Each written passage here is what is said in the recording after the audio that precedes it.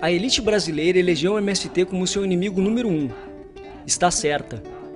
Desde o descobrimento do Brasil, o MST é o primeiro movimento popular a desafiá-la abertamente, com êxito e por tanto tempo. Reforma agrária! Reforma agrária! A elite só admite que o povo possa pedir respeitosamente, mas exigir, reclamar, denunciar, tomar iniciativas por conta própria, nunca. Pois isto é precisamente o que o MST faz. Ocupa terras, denuncia transnacionais, bloqueia a entrada de prédios públicos, fecha estradas, destrói plantações de transgênicos sem pedir licença para ninguém. É que o pobre, quando entra no MST, deixa de caminhar de cabeça baixa e adquire a dignidade de pensar com a sua cabeça, de organizar os companheiros e de fazer a luta. A altivez e a dignidade é o mínimo que se pede do ser humano para ter consciência de descobrir as causas dos seus problemas e descobrir que precisa se juntar com os outros que vivem o mesmo problema para lutar. A veces vivimos muy de espalda a la realidad de nuestros mundos. Los movimientos sociales nos van presentando esa realidad. Es decir, por ejemplo, aquí en Brasil, pongamos Movimiento Sin Tierra. Gente que no tiene tierra, un país tan rico en tierra y que haya tierra que no se produce, que no se utiliza y que haya personas con necesidades y con hambre. ¿Cómo puede ser una cosa con la otra? ¿Cómo se puede mantener esa realidad? El Movimiento Sin Tierra nos dice, no, no es posible, hay que luchar por una reforma agraria, hay que pelear para que la gente tenga el derecho y la dignidad de vivir alimentándose correctamente. A mística do MST tem raízes no milenarismo camponês. Em todo o mundo e desde sempre, o camponês é a pessoa que aspira e acredita na possibilidade de um mundo justo e em harmonia com a natureza. Em nome dessa utopia, os pobres rurais têm se levantado, através dos tempos, contra um mundo real, injusto, cruel e desequilibrado. Porque o agronegócio é a expressão da dominação do capital financeiro e estrangeiro na agricultura. Então é impossível tu construir uma agricultura popular sem que a sociedade brasileira não derrote antes o modelo. E por isso que a reforma agrária do nosso meio está inviabilizada enquanto nós não derrotarmos o modelo. Mas qual é a contradição positiva disso? É que agora, então, as mudanças do campo vai exigir a mobilização de toda a sociedade. E, por outro lado, os camponeses que antes, no outro tipo de reforma agrária, se contentavam em ter apenas a terra e com o suor dos seus braços sair da pobreza, agora não adianta mais só ter terra. Agora ele tem que mudar o modelo de produção agrícola. Então ele também se politiza.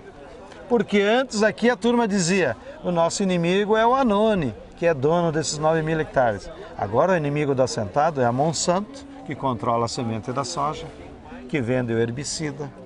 É a Massey Ferguson, que explora na venda das máquinas. É a Parmalat, que impõe o preço do leite que ela quer. É a Nestlé. Então, politizou também os camponeses por esse embate de modelo econômico. O levante popular do MST começa no início da década de 80, nos acampamentos de beira de estrada, no município de Sarandi, e tem como símbolo de sua gênese a ocupação da fazenda Anoni, hoje um produtivo assentamento da reforma agrária. Na noite de 29 de outubro de 1985, uma terça-feira, noite de lua cheia, nós com 2.500 famílias, um comboio, chegamos na fazenda Anoni, cortamos a cerca e entramos. Foi bastante tenso, muita gente, né? Mas afinal, que quando a gente chegou na área, conseguimos derrubar a cerca e entrar, já foi uma grande vitória, né? E aquilo foi de madrugada, aquilo foi só o taquara que estralava, né? Quando amanheceu, já estavam todos os barracos montados, né? Quando começou a chegar os capa verde, nós já estava tudo instalado já dentro da fazenda Anoni. Foi um conjunto, um processo de organização de 32 municípios na época, organizado de pessoas que ocuparam a fazenda Anoni. Essa coxilha que vocês estão vendo era campo com gado da família Anoni, aonde que tinha 800 e poucas cabeças de reis quando nós entramos aqui nos 9.000 2.800 hectares. Hoje, só de cabeças de animais que produz leite, que não é a produção principal, nós passamos de 5.000 cabeças de animais na Fazenda Noni. A produção principal é o soja, é o milho, depois é o leite, na produção de mercado, digamos assim, né? Mas todas as famílias, todas, sem exceção, têm sua horta, têm sua produção, que nós chamamos de subsistência, produz o feijão, a mandioca, a batata, a hortigranjeira, os temperos, que nem aqui. Todas as famílias produzem isso.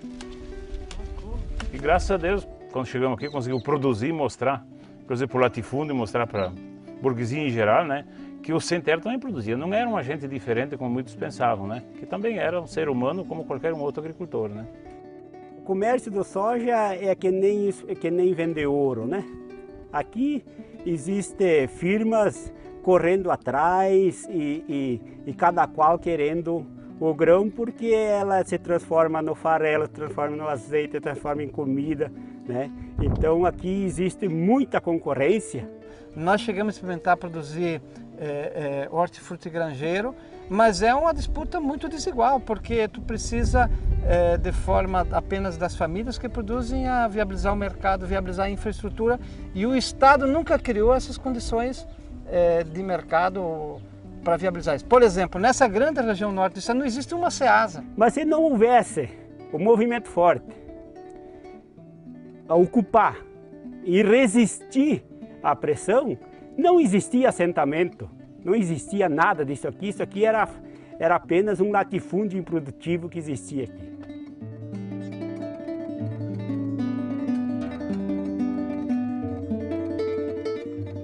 Eu acho que foi um passo fundamental, foi a organização, né? Porque quando nós chegamos aqui, se não fosse a organização que a gente adquiriu, o tempo de acampamento, antes do acampamento ainda, né? O trabalho de organização, a gente também não teria chegado ao ponto que chegamos, porque quando nós chegamos aqui, trabalhamos diversos anos coletivos, né? Para conseguir erguer, né? Sair do zero, né? Para tu chegar onde chegamos hoje, teve muito trabalho, né?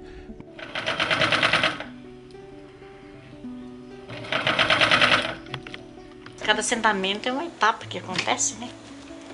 É uma luta que a gente faz para conseguir um pedaço de terra. Porque aquele grande latifúndio lá, ele não planta comida. Daí fica lá a terra ociosa lá e a metade do povo morre na míngua, porque metade do povo não tem terra. E terra enche bastante. E muita gente que está desempregada, acho que vai ter que buscar uma alternativa na terra, que ainda eu acho que é o maior caminho ainda e que tem possibilidades dentro nesse país, né?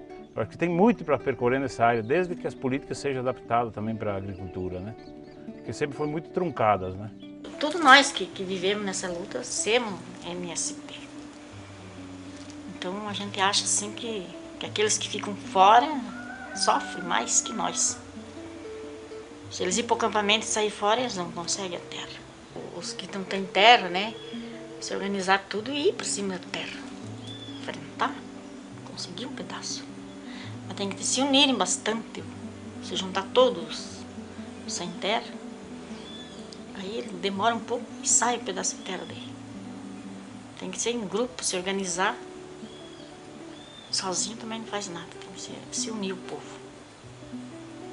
Que a terra está ali, né? Mas nenhum governo vem dizer, nem o INCRA vem dizer pra gente, ó, teu pedaço de terra tá ali. Se tu não ir buscar, ele nunca vai vir pra ti. Vai ficar lá. Ir em busca da terra, como fez Dona Eva, significa romper, através da luta, com uma estrutura fundiária medieval e antidemocrática.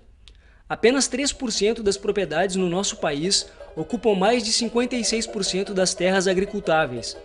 São 82 milhões de hectares de terras griladas, ou seja, apropriadas com falsificação de documentos, sem regularização. Hoje, na safra de grãos do Brasil, 80% é soja e milho e 12% é algodão. Assim, 92% da safra do país o brasileiro não come. Aqui no Brasil nós sempre tivemos um centralismo. O centralismo do poder político, o centralismo do poder econômico, centrado numa esfera, quase que numas castas sociais, que comandam a sociedade brasileira, que tem comandado quase que integralmente até recentemente. Veja que a abolição da escravatura no Brasil se faz e os escravos são jogados ao léu. Né? É um absurdo isso. Como é que isso pode ter acontecido? No Brasil existem 4 jeitos de se tornar um grande fazendeiro. você ser descendente de uma capitania hereditária, você ser descendente de um sesmeiro que recebeu uma sesmaria, ou você ser um dos beneficiários da Lei de Terra de 1850, e essa lei proibia descendente de índio e de escravos de comprar terra, mesmo que tivesse o ouro. A partir da Lei de Terra, aí eles mapearam a melhor área, que dava fazenda, que não dava fazenda, aí serra. Então eles trouxeram os europeus, que eram os sem terra da Europa, trouxeram para cá. E o quarto jeito de se tornar fazendeiro hoje no Brasil é você fazer parte de uma quadrilha de grileiros. Então isso, de 1950 até hoje, esse é o quarto jeito de se tornar fazendeiro. E nenhum desses que é descendente de índio ou de negro ou dos colonos europeus fazem parte dessas quadrilhas. Essa elite que centralizou o poder político, o poder econômico, o poder científico, né, o poder cultural, não tinha o menor interesse por essas categorias, e se desaparecessem melhor, já não servia mais a elas, né? Então essa é uma cultura que dominou e que ainda está presente no inconsciente de muitos de nós. Então, por exemplo, todo o esforço que foi feito desde os anos 50 já para se fazer a reforma agrária no Brasil, né, que teve os movimentos sociais já vêm desde lá. Aqui no Rio Grande do Sul nós tivemos o governador Brizola que tentou fazer. Bom, nós vimos, ele sofreu consequências por causa disso. E depois, enfim, ao longo das últimas décadas, digamos assim, aqueles setores da sociedade que representam o poder latifundiário oligárquico, eles têm se imiscuído com o econômico. Haja visto que todos os bancos privados do Brasil, todos, até recentemente, pertenciam à oligarquia agrária. Então eles controlavam o capital financeiro, e aí não tinha dinheiro para fazer reforma agrária, né? Mesmo que outra classe quisesse fazer. Eles controlavam a classe industrial. Por quê? Porque os industriais precisavam do capital financeiro. Então dizia, tudo bem, aqui está o dinheiro, tu pode montar a tua indústria, mas nada de mexer com a terra. A terra era proibido mexer com a terra. E ela passou a ser vista como como sagrado. A propriedade da terra é sagrada, ninguém pode tocar, né? Então invadir a terra é como se invadisse minha própria casa. Não tem nada a ver uma invasão de terra de uma invasão da propriedade privada de uso pessoal, né? São coisas muito diferentes. Todas temos origem humilde. Algumas de nós gostaríamos de ter podido sentar nos bancos de escola e assim entender melhor o mundo em que vivemos. Não nos foi dado esse direito. Em nosso país, leis são justiça para os ricos e punição para os pobres. Parece não ter alma, parece não ter carne. Preocupação social. Sabem os senhores quantas crianças estão em nosso meio? Sabem o que fazíamos antes de conseguirmos abrigo e sonhos aqui, embaixo de lonas pretas? Sabem da fome? Sabem do choro de nossas crianças frente às ameaças de violência? Sabem da dor de ver os nossos filhos pisoteados, feridos à bala, mortos, como as mães dos nossos companheiros de Eldorado dos Carajás? Sabem os senhores o que é dor? Devem saber. Devem saber do riso e da fartura. Devem saber do dormir sem choro de criança com fome. Com a humildade que temos, mas com a coragem que aprendemos, nós lhe dizemos: não recuaremos um passo da decisão de lutar pela terra. A justiça para nós é aquela que reparte o pão, que reparte a riqueza, que só pode ser reconhecida como fruto do trabalho. Após 500 anos de escravidão e opressão, de exclusão e ignorância, de pobreza e miséria, chegou o tempo de repartir. Chegou o tempo da nossa justiça, que para muitos pode não ser legal, mas que não há um jurista no mundo que nos diga que não seja legítima. Não queremos enfrentar armas, animais e homens, nem animais, homens e armas. Mas nós os enfrentaremos. E voltaremos de novo, e 100 vezes, e 200 vezes, porque os corpos podem ser destruídos pela violência da polícia, mas os sonhos, nem a mais potente arma poderá destruir. Nós somos aquelas que parimos mais que filhos, parimos os homens do futuro. Nossos filhos serão educados sobre nossas terras libertas, ou aqui, embaixo de nossas lonas pretas. Aprenderão a ler, a escrever, para que possamos mudar o país. Aprenderão a entender das leis, para fazê-las de novo, a partir das necessidades do nosso povo. Carta aberta das mães sem terra. Roseli morreu sem terra, marchando à beira da estrada. Antes disso foi mãe do primeiro bebê que nasceu no acampamento da Fazenda None. Ela, como muitos companheiros que lutaram por reforma agrária, tombaram pela violência do Estado e dos fazendeiros. Nesses 25 anos, os que carregaram a esperança da democratização no campo, muitas vezes deixaram seu sangue na terra pela qual sonharam.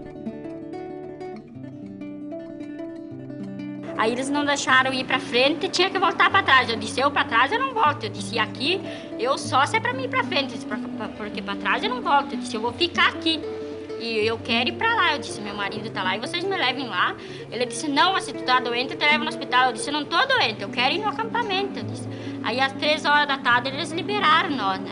Daí eu fui até o acampamento, cheguei lá, me apavorei todas aquelas polícias lá na rua. Eu disse, mas eu entro aí, eu disse, de qualquer meio jeito, na minha ideia. Entrei e fui cantar lá com as mulheres, fazer barreira com as 2 crianças na frente. Descemos para dormir, já era noite. E daí eu dormi no chão, nem coberta nós não tinha, porque aquela noite eu nem quis pegar. Eu disse, não vou levar nada, eu disse, eu vou só com meus filhos e com a mão abanando, eu disse. E eu fui com muita coragem e fé em Deus, né? Eu grávida nos últimos dias para ter o nenê, acampemos dia 29, quando foi dia 1º de novembro eu ganhei ele. E todo mundo, quando o campo e a cidade se unir, a burguesia não vai resistir. Num dos momentos mais difíceis do MST, em 2008 seus dirigentes denunciaram à Comissão de Direitos Humanos do Senado Federal uma tentativa de criar um regime de exceção dos direitos constitucionais, cerceando a liberdade de ir e vir, de manifestação pública e organização popular. Nós somos muito massacrados. Eles usam nós como uma tropa de bandido, por pior o que aconteceu ontem, à madrugada. Nós aí à noite botaram vários brigadianos se arrastar em roda do acampamento, fazendo que nós éramos uma turma que nem milícia armada. E nós aqui não usamos arma, nós usamos a nossa luta, que é para a dignidade. Às 6 horas da manhã foi alertado o pessoal aí que os homens estavam aí.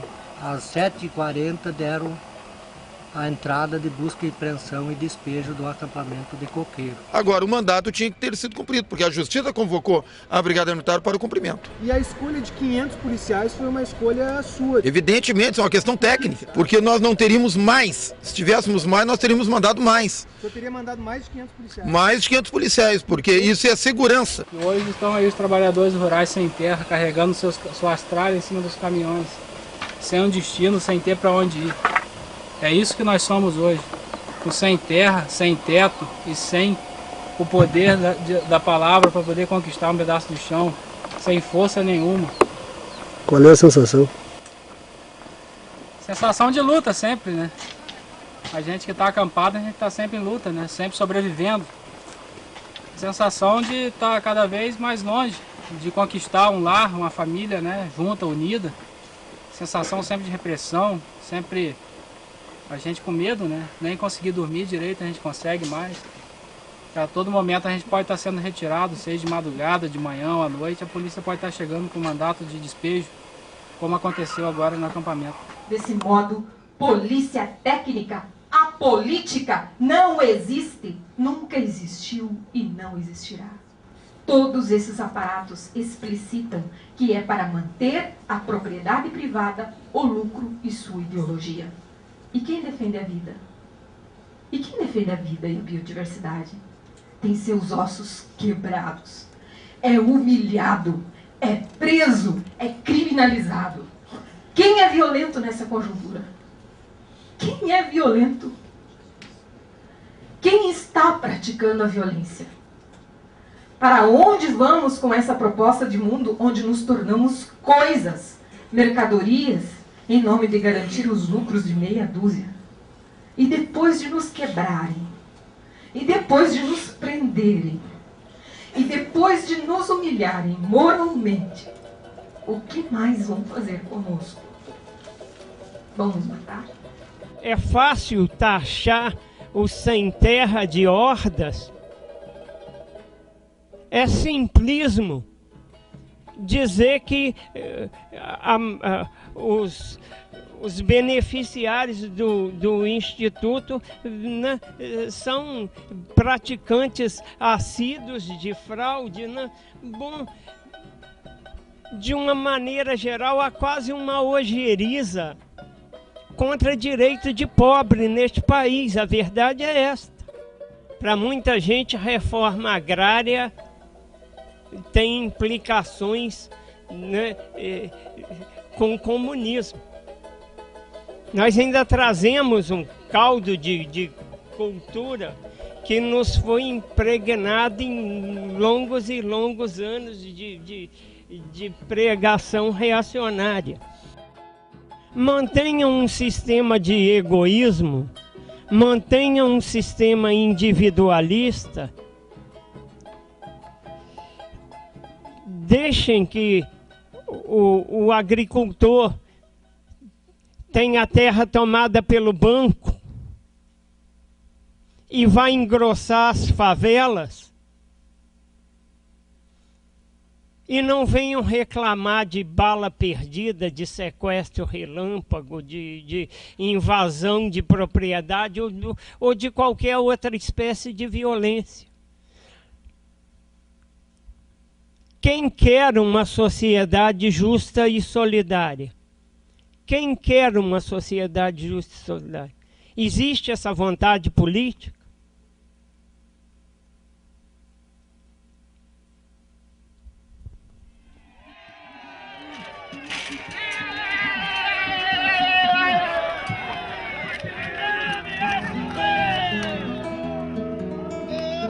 Esta é a mais recente conquista do movimento dos trabalhadores rurais sem terra. A fazenda Soltal era um imenso latifúndio no Pampa Gaúcho, mas foi desapropriada pelo INCRA em dezembro de 2008 para fins de reforma agrária, assentando 330 famílias. Doca, Elear e seus filhos fizeram um caminho contrário dos que deixam o campo empobrecidos e tentam a sorte na cidade. A cidade que não os acolhe nem alimenta os fez voltar para a terra, num processo de tomada de consciência da necessidade de reforma agrária e mobilização social. Esta é a casa que era nossa casa, que nós morava aqui antes. Aí, devido das dificuldades, das contas e pra gente pagar, troquemos ela por outra. Aqui é a invasão onde nós viemos morar. E aqui era tudo cheio de casa, daqui até lá no fim daquele mato lá, tudo cheio de casa. Nós estávamos em 100 e poucas famílias. Chegou um dia, depois de 8 meses de estar aí, até que foi o despejo.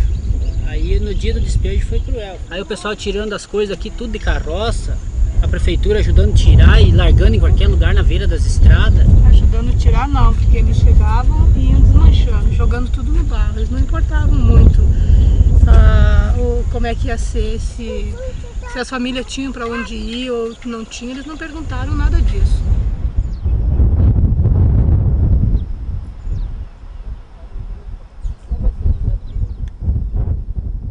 Porque eu falo pessoalmente, e a diretoria do Sindicato Rural de São Gabriel também, eu não acredito nesse modelo de reforma agrária, esse modelo de distribuição quase gratuita, que não é gratuita porque que são pagos em 10 anos aí.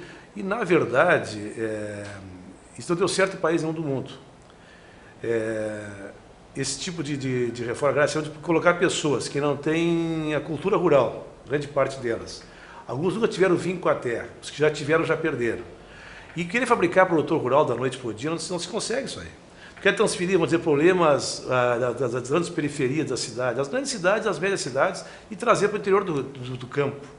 E quase transformar assim um problema social das cidades, trazer para o campo. Eu quase acredito assim, que seria uma favela rural, no meu sentido assim, e ver com tristeza. Mas queira Deus que tudo que eu estou dizendo aqui seja ao contrário.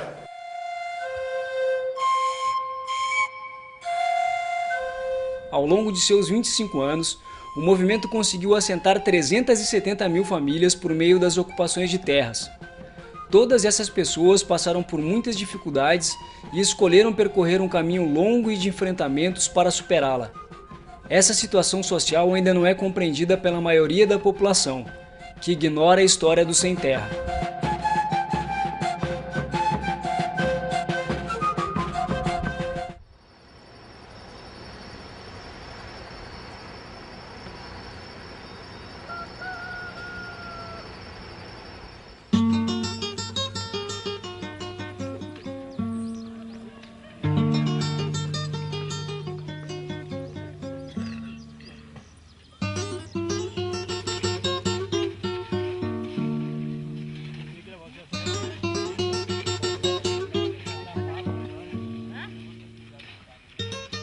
Quando eu vim para a cidade, eu era de menor ainda, estava com 17 anos. E daí nós passamos bastante trabalho, porque daí eu passei a trabalhar, meu pai não conseguia serviço. Daí chegou uma época que minha mãe não tinha mais o que comer dentro de casa, a luz ficou sem pagar, a água foi cortada. Eu fui criada numa fazenda, eu morei 13 anos numa fazenda, 13 anos. Meu pai morou nessa fazenda, eu não tive estudo por motivo, porque a fazenda era muito longe, não tinha transporte para carregar nós para as escolas. E perante isso eu convivia trabalhando também, né? Que eu trabalhava no serviço assim de ajudar a fazer cerca, carpir uma roça, trabalhar na sede da fazenda, ajudar a trabalhar, limpar, ajudava a fazer de tudo, roçar, carpir, tratar dos bichos, andar de cavalo, vacinar gado, partar vaca, tirar leite. Tocava os carneiros, as ovelhas.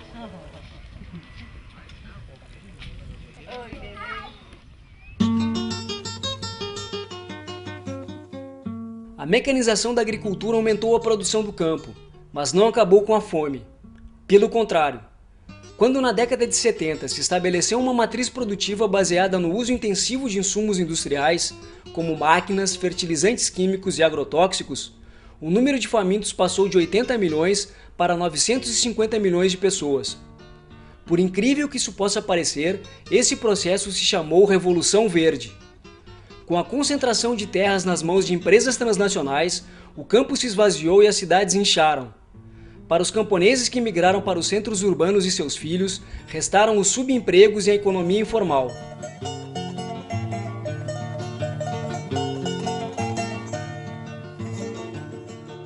E a vinda para cá, no começo, foi meio assustador, para mim principalmente. Ele estava firme, convicto que era aquilo que ele queria, mas eu estava um pouco assustada. Porque é difícil tu não saber o que está pela frente, é difícil tu não conhecer o chão que tu vai pisar. Fica difícil.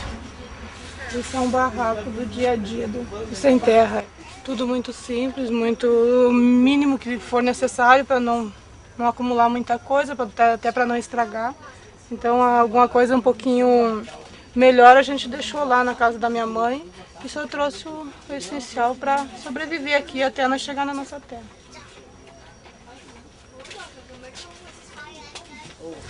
Lá fora tu acorda, vai trabalhar, chega de noite e espera o final de semana para ficar domingo tranquilo e tu não tem objetivo.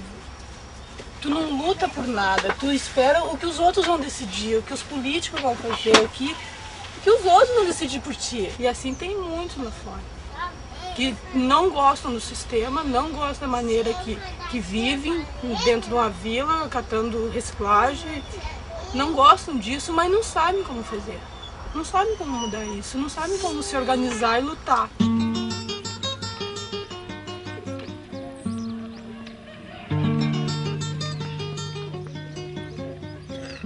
Aqui nada se ganha Na vida nada se ganha, a gente tem que lutar, tem que ir com sacrifício para conseguir alguma coisa. Na cidade tu vai lutar, tu vai se arrebentar, tu vai fazer de tudo, tu nunca vai ter nada, a não ser objetos pessoais que tu vai ter aí, materiais. A terra eu acho que é o bem mais precioso que tem para um cidadão pisar em cima, sendo que é dele. É dele. Quer dizer, agora eu estou o que é meu, eu vou plantar o que é meu, eu vou colher o que é meu. Lá fora eu não teria condições de um emprego que eu arrumasse, eu não teria condições de, por exemplo, comprar um pedaço de terra, né, para tá dando uma vida melhor para o meu filho. Meu pai foi acampar, ele tinha 40 anos, né? Então, antes dele vir acampar, nós não tinha uma vida boa. Então, isso aqui é minha pia, né? Essa eu fiz com madeira do mato, então que eu tirei, né? Ó. Isso aqui é a minha cozinha, aqui é meu quarto, eu fiz com taquara, busquei a taquara do mato, então eu fiz a repartição. Então, passando pro meu quarto, então aqui. Em cima eu coloquei uns carpetes, né? Por exemplo, no inverno aí, fica bom, não goteia, não faz nada, então. O pessoal que chega aí se ajuda, os que estão aqui ajudam, todo mundo, né, se ajuda. Então um barraquinho desse aqui pro cara construir, é um dia, todo mundo se ajudando, fica pronto. Tendo um pedaço de chão, que nem meu pai tem lá, 12 hectares, uma família sobrevive tranquilo. Arroz deu praxe, feijão floreou, milho na palha, coração cheio de amor. Arroz deu praxe, feijão floreou, milho na palha, coração cheio de amor.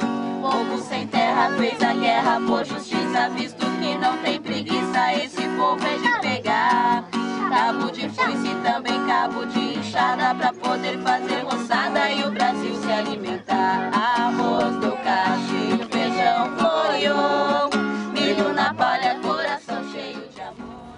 Realmente eu decidi entrar porque era uma opção, né, cara? Que a gente que quer voltar para as raízes da gente e a gente vem pra dentro aí por um objetivo, que é a terra, né? Tem muita gente que vem lá de fora, lá da sociedade, meio excluído, né? Já vem excluído já da sociedade. Então aqui a gente tenta reconstruir uma pessoa. No começo eu achava estranho, porque onde é que já se viu a gente tá embaixo de um teto, um telhado, né? E vim pra cá tudo no escuro e tal, né? Mas isso é uma coisa que a gente supera devagarzinho com o tempo, né? O tempo muda a gente. Eu sou pai de 3 filhas mulher e 2 filhos homens.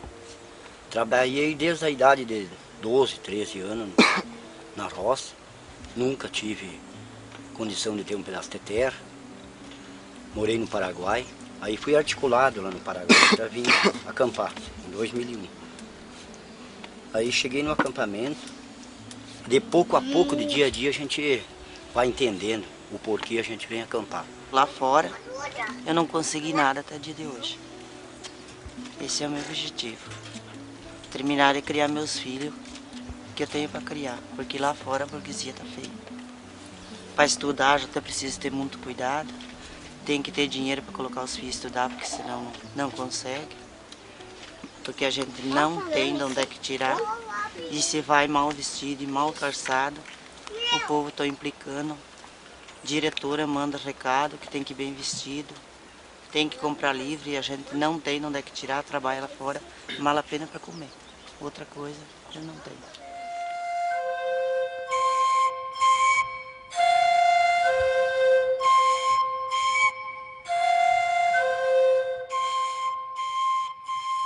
De início, a grande batalha a grande questão foi o que fazer com as crianças. Então, havia uma proposta de as crianças ficarem com os adultos, pais, avós, quem pudesse nas cidades. E aí houve uma discussão que isso implicaria desmembrar a família, né, desarticular a família camponesa, que afinal é uma tradição, a organização familiar, né? Então, a opção por ficar com as suas crianças colocou a questão da escola. As escolas nos acampamentos sempre geraram críticas sobre sua estrutura e método de ensino, mas o MST coloca a educação como uma prioridade. São cerca de 2.000 escolas públicas em acampamentos e assentamentos, além de parcerias com universidades e escolas técnicas. faz parte de um entendimento de que a transformação social só pode ser feita com imaginação e conhecimento. Sempre que eu vejo as crianças do MST, eu costumo dizer que o futuro, eles já morderam o futuro, porque são crianças sadias, risonhas, alegres.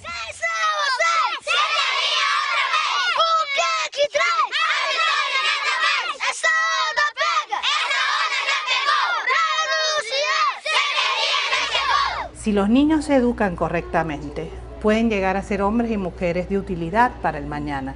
Pueden ser hombres y mujeres más solidarios, pueden ser hombres y mujeres más sensibles ante el dolor de otro ser humano.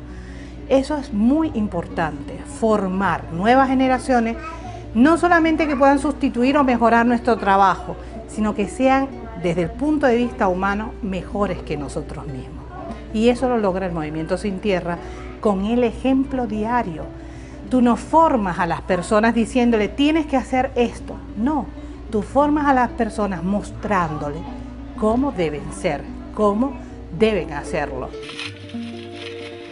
Então agora vocês vão desenhar a escola de assentamento, do assentamento que vocês sonham, que vocês vão ter, aí vocês desenham. Então a nossa escola itinerante ela é reconhecida pelo Estado, né?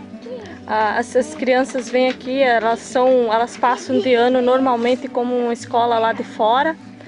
A partir de quando elas vão para um assentamento, elas levam o histórico delas, transferência delas para estudar em outra escola de assentamento. Esse ensino não é um qualquer ensino. Tem que ser um ensino voltado à realidade da criança, aonde ela vive, aquele ensino que tenha a ver com o que ela vive em si, né?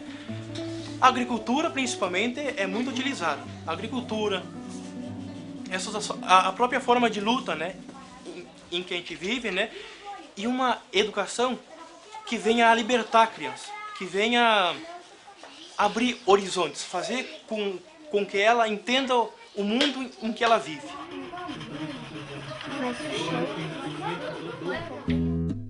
O acampamento é bom, né? Nós temos tarefa, temos reuniões. 3 vezes por semana, né? Tem setores da saúde, da infra, da higiene, tem educação, tem alimentação, tem o DH. E cada pessoa participa de um setor, né? E assim vamos tocando, vamos tirando as tarefas, carpir, roçar. É um dos principais objetivos do acampado, né? Ele é preparar as famílias, porque aqui a gente tem famílias que vêm de cidade, né? Que não teve a oportunidade de trabalhar na roça. O objetivo da gente é comer o fruto que a gente mesmo planta, né? A gente sabe que é um produto limpo, sem contaminação. E a gente tem aquele prazer que está comendo aquele fruto que foi organizado da própria organização da gente, né? Que vai trazer assim a felicidade da gente poder plantar e ter o prazer de comer o mesmo produto que plantou. Que a vida no acampamento acaba criando condições de proximidade, de afinidade, cria grupos de interesse, cria grupos comunitários. A convivência no acampamento, nós percebemos que ela é extremamente benéfica quando no momento de fazermos o assentamento, porque o grupo já vem coeso do acampamento, entra coeso no assentamento e, portanto, é um grupo que já tem uma comunidade praticamente instalada, são grupos de pessoas que se conhecem, portanto, esses assentamentos dão muito mais certos do que aqueles assentamentos que nós fazemos quando somos obrigados a pegar pessoas de várias regiões do estado, ou pessoas que nunca estiverem em acampamentos, pessoas que não tiveram essa convivência comunitária.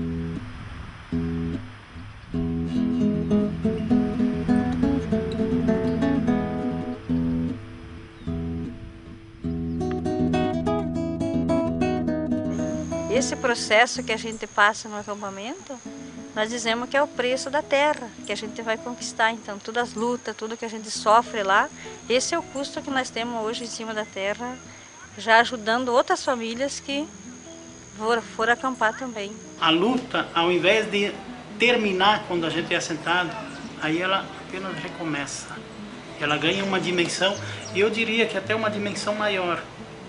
Porque enquanto acampar, enquanto sem terra, você olha muito para a luta do pedacinho de terra. E quando você está em cima da terra, você começa a enxergar essas outras dimensões com muito mais clareza. A questão da importância da educação, a questão da saúde, a questão do direito ao lazer, quer dizer, num assentamento, por que não pode ter espaço de lazer, de cultura?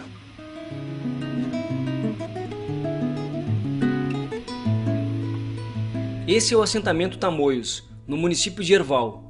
Até o início de 2009, só uma das 7 famílias desse assentamento conseguiu construir sua casa.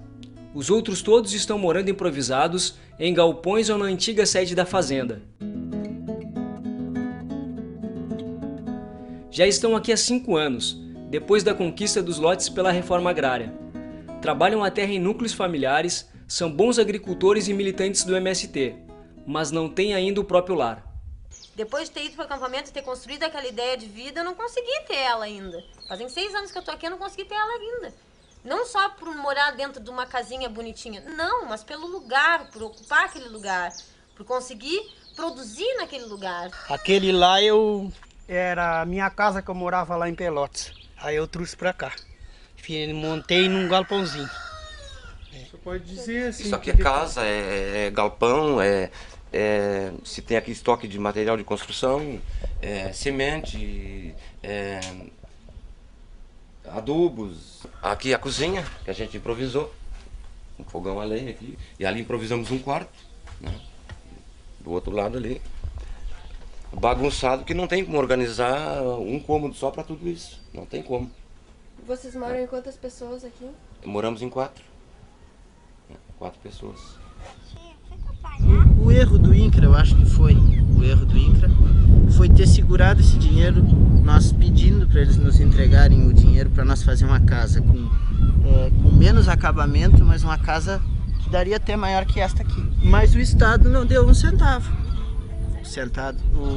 O assentado que é pelo Estado e é pelo INCRA está ralado. Aqui mesmo, ao redor daqui era puro campo. 3 anos aqui nós não produzia nada, porque era pura formiga, porque não existia produção. E hoje, com 10 anos aqui, nós mudamos a paisagem, inclusive mudamos a visão que os grandes fazendeiros e os pequenos aqui ao redor tinham, né, dos assentamentos. A reforma agrária tem a ver com você reformar a situação fundiária e agrária de uma região. Evidente que essa política de assentamentos, que é uma das grandes ações que o INCRA faz no Brasil, ela faz o assentamento, desenvolve assentamentos, mas não reforma a situação agrária do país. A reforma agrária não é assentamento. Assentamento é apenas um acúmulo de conquistas que você vai obtendo fruto da tua luta. A reforma agrária é a mudança do modelo agrícola. Tava bom, né? Tinha tapado.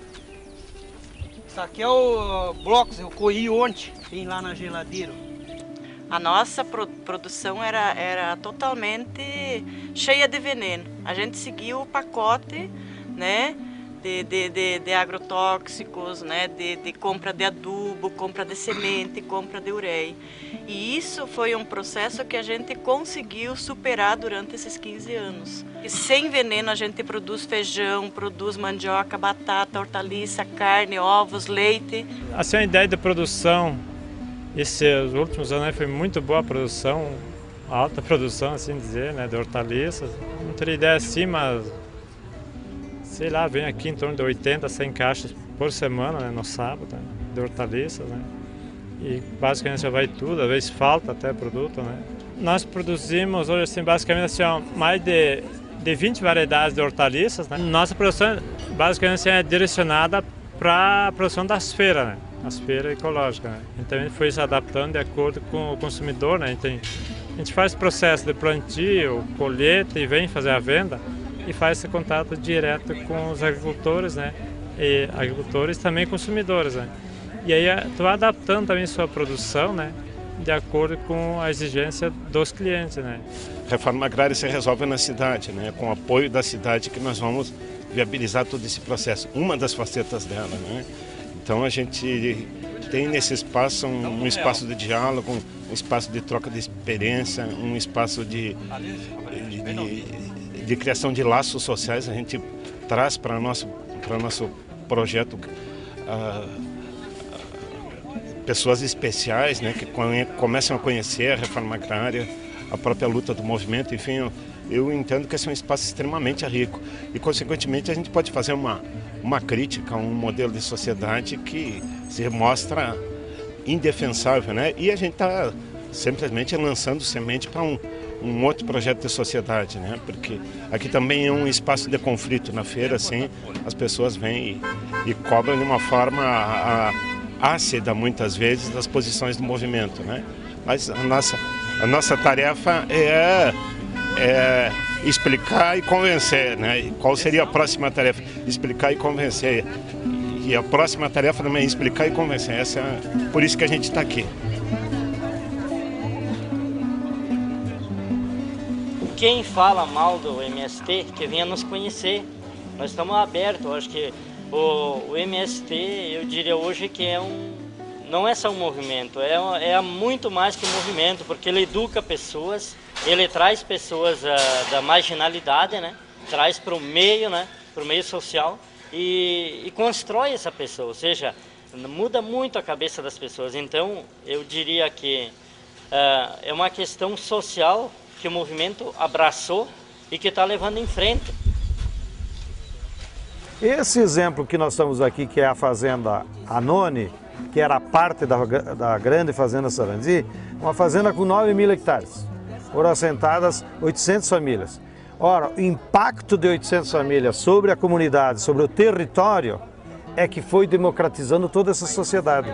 Praticamente daqui nasceu um novo município, embora ele existia como distrito, que é o município de Pontão. E foi esse processo que mudou. Antes era uma pecuária extensiva que não dava renda para a região, e agora tem 800 famílias que produzem alimentos, produzem de tudo e geram riqueza para a sociedade, para o município, trazem progresso, trazem máquina, bota agroindústria. Como nós tínhamos uma área grande e pouca população, com o negócio de criar o assentamento da Anone, veio a população no qual se criou esse município. A gente trouxe grandes empresas para cá, olhando, visitando o assentamento, e as pessoas ficam encantadas pelo desenvolvimento que houve entre a prefeitura, Movimento Sem Terra e as pessoas. Porque eu, da minha gente, dos meus cunhados, todos ganharam terra aqui a primeira vez ali. Quando foi aqui da Fazenda Anone, né? Eu tenho uns 10 cunhados que moram ali. Tudo eles ganharam os lotes, né? Mas eles trabalham. E uns pegaram e venderam, né? Então estão sem nada hoje. A organização em cooperativas e agrovilas ajuda o assentado a se desenvolver e produzir. Quem escolhe trabalhar sozinho encontra mais dificuldades. Seu Antônio foi um dos que não deram certo. Poceiro da Anone desde 1972, chegou a ser preso por plantar feijão no pasto do patrão. Acompanhou toda a luta do sem terra na região, mas quando foi assentado junto com centenas de famílias, decidiu trabalhar sozinho em seu lote. Perdeu a terra nas dívidas da safra e hoje lhe resta o fundo do quintal. Tem uma plantaçãozinha aqui de verdura. Agora está esperando chover para limpemos aí para plantar mais umas verduras. Eu acho que nesses 25 anos do movimento nós conseguimos ser um símbolo, eu acho, para a sociedade brasileira, uma referência, porque várias atividades, várias empresas que nós criamos, várias experiências que nós sobreviveram e sobrevivem enfrentando essa situação. Isso é um ato, na minha opinião, heróico, que muitas vezes nós fizemos conseguir viver, sobreviver nessa ofensiva do capital contra qualquer outro modelo que bota o ser humano, que bota as pessoas, que bota o agricultor como central da agricultura.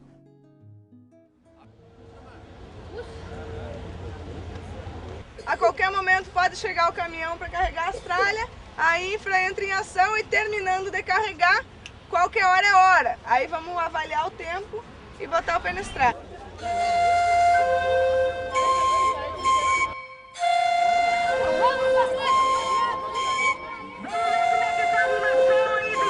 Marchar sempre foi um ato heróico. Sempre que os povos se sentiram ameaçados ou oprimidos, saíram para a rua se defender ou reivindicar mudanças, usando o próprio corpo como instrumento de luta. Quem marcha aprende, porque marchar é diferente de andar. É mais do que uma simples caminhada em busca de coisas que queremos sozinhos. Quando marchamos, levamos em nossos passos os sonhos daqueles que nos acompanharam e de milhares de outras pessoas que esperam por nossa volta.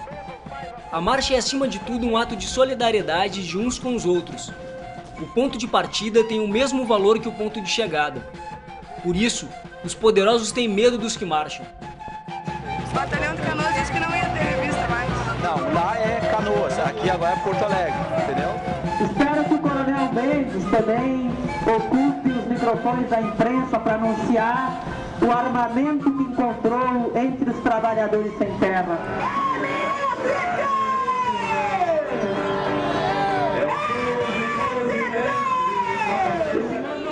Temos que ir pra rua, temos que lutar e temos que marchar e fazer o que for necessário para que saia a reforma agrária e nós possamos assentar essas famílias e dar uma vida digna para cada um de nós, nossos filhos e essa nova geração aí.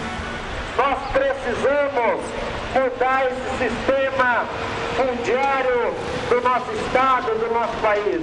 Somente no Rio Grande do Sul existem 838 latifúndios acima de 2.000 hectares. Se esses latifúndios fossem divididos, daria para assentar cerca de 140.000 famílias sem terra.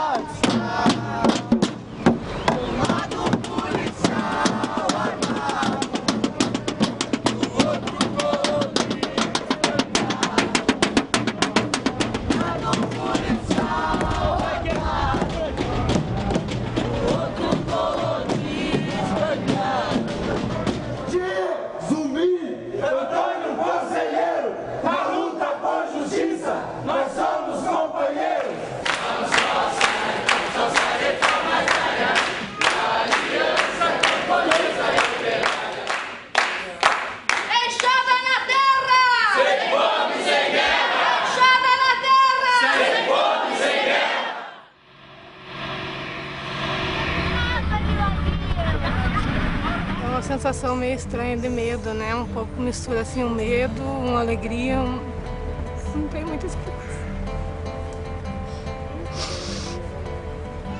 É uma sensação de vitória.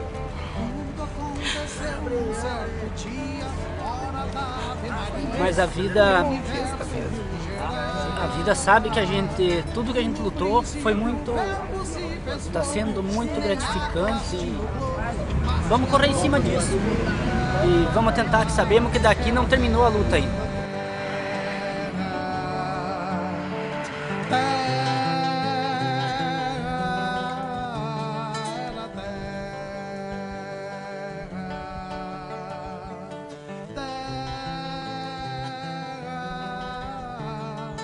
Fez o Criador a natureza, fez os campos e florestas, fez os bichos, fez o mar.